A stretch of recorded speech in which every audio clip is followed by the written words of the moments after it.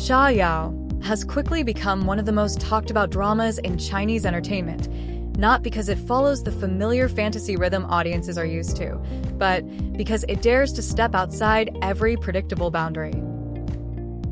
Instead of leaning on repetitive tropes of demon slaying and mythical battles, the series blends political intrigue, emotional warfare, and the raw fragility of human nature into a world so richly textured that its monsters feel less frightening than the people navigating the darkness inside themselves.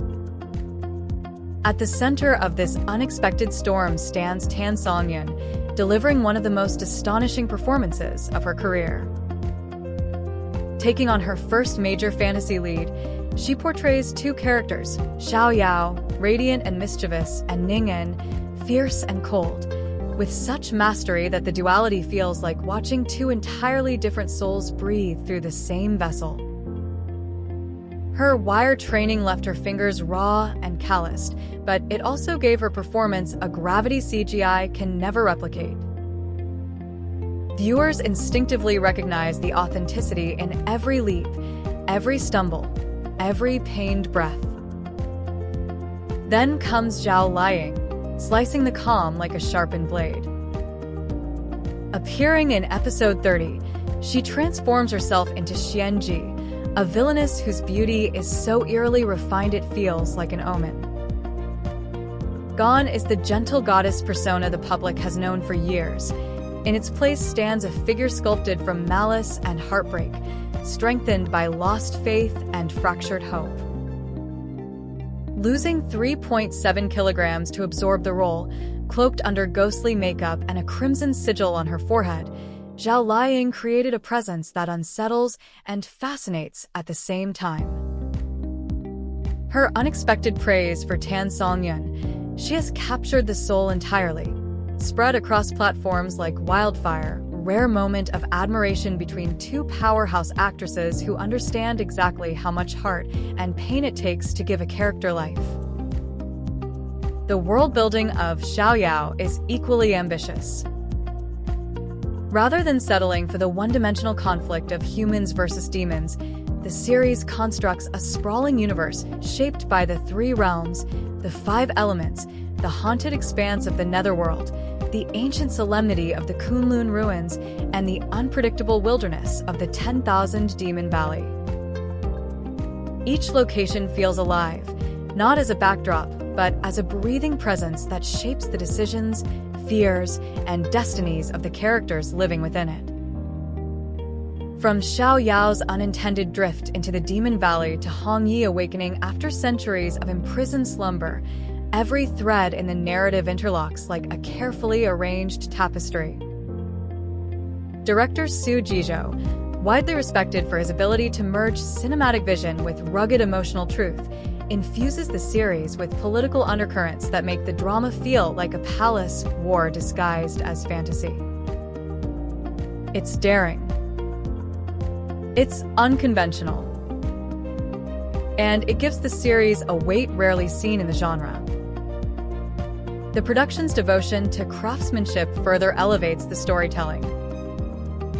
The director refused green screens for major scenes, grounding the cinematography in the breathtaking peaks and stone pillars of Zhangjiajie, where mist coils like memory and sunlight fractures itself across uneven stone. Costumes are embroidered using Suzhou techniques, an intangible heritage art, giving each robe and battle garment a human heartbeat. Bronze weapons clang with the metallic echo of reality instead of artificial sound effects. Even the special effects avoid unnecessary flashiness, choosing instead to reflect the characters' internal states, the fragile shimmer of ice butterflies, the terrifying pulse of black fire, the soft glow of spiritual energy that flickers like doubt. Online, the drama has ignited a cultural explosion. Viewers dissect every scene, argue passionately about moral ambiguity, evaluate performances with microscopic scrutiny, and create edits of Tan Songyun and Ho Mingho's snowy sword fight, or their unexpectedly tender bubble machine moment. The debates are relentless, sometimes savage, sometimes poetic, but always fueled by the kind of emotional investment that only a series with real depth can provoke. The cast spanning 3 generations deepens the show's resonance. Veteran actors, rising stars, and fresh newcomers collide in a symphony of experience, instinct, and improvisation. Some worry that the actors' fame overshadows the material, but the series itself offers the counterargument. When performers commit to their craft, celebrity becomes an amplifier, not a distraction. As one viral comment perfectly captured it, criticize the player if you must, but 28 points and 7 assists speak louder. Talent answers fearlessly through action. And Xiao Yao, at its core, speaks through 1,000 small actions, glances, hesitations, sacrifices, betrayals, reconciliations, all accumulating into a narrative that feels both mythical and painfully human. It is not the monsters that define the story. It is the moments when a character hesitates before drawing a sword, when love and rage collide in the same heartbeat, when someone chooses honesty even though it destroys them. If Xiao Yao resonates, it is because it reminds viewers that becoming an adult is not a victory march. It is a pilgrimage through confusion, compromise, disappointment, and tiny, fragile triumphs. The growth in this series is not glorified. It's messy. It's humiliating. It's often brutal. But it's real. And from here begins the deeper emotional river running beneath the narrative, a reflection that feels almost like the soul of the show speaking directly to its audience. Fantasy has always pretended to be about other realms, but it is really about us. The swords, the magic, the demons, the celestial realms, they're storytelling smoke, meant to highlight something far harder to confront, the shadows people carry inside them. The world of Xiao Yao is built on contradictions. The scenery is breathtaking, yet the choices the characters make often suffocate. Battles are spectacular, but the inner battles cut deeper. The characters chase freedom, only to discover they are bound not by chains, but by their own longing, their own grief, their own fear of becoming someone unrecognizable. Tan Sung-yoon's dual characters embody this truth so intimately it almost hurts to watch.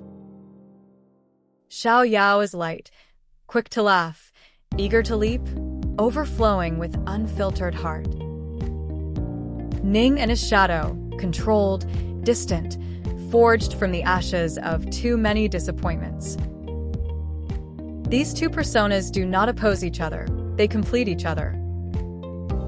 And in that completion, the drama exposes something profoundly human, that we are all versions of Xiao Yao and Ning at different points in our lives, depending on who hurt us, who healed us, and who we're trying to become. Zhao Liang's Xianji, on the other hand, is what happens when the wounds never close. She is the embodiment of a soul hardened into stone after too much betrayal. Her beauty is haunting because it is hollow. She moves like someone who once believed in goodness, but burned so many times that even the memory of warmth terrifies her.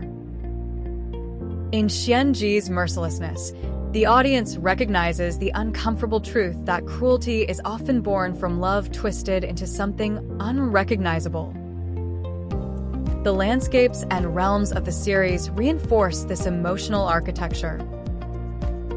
Zhangjiaji's towering peaks resemble thought, sharp, treacherous, exhilarating. Kunlun's ruins feel like regret, magnificent, decayed, echoing with what could have been. The netherworld pulses like grief, dim, heavy, and impossible to escape without confronting the self. Love, too, becomes a battlefield. The snow sword duel between Tan Song-yoon and Ho Ming-ho carries the tension of two hearts circling each other with equal parts fear and longing. Their bubble machine glance, a moment so soft it almost feels accidental, reveals the vulnerability that warriors hide beneath armor and pride. In these fragments, Xiao Yao teaches that love is not always healing. Sometimes it wounds. Sometimes it blinds. Sometimes it pushes people toward choices they would never make in the light. And yet, love remains the only force in the story strong enough to make characters question their own destiny. Many viewers turn to fantasy hoping for escape, but Xiao Yao offers something far rarer: recognition. It shows that no matter how far we travel, across realms, across lifetimes, we carry ourselves with us. Our anger, our doubts, our desires, our unspoken ache for connection. The show whispers gently that monsters are not terrifying because they are inhuman, but because they remind us of the parts of ourselves we hide. And perhaps this is why the drama lingers long after the ending credits roll. It does not promise salvation. It does not promise clarity. It offers only the truth that life is a continuous negotiation between shadow and light, between breaking and rebuilding, between wanting to protect others and wanting someone to finally protect us.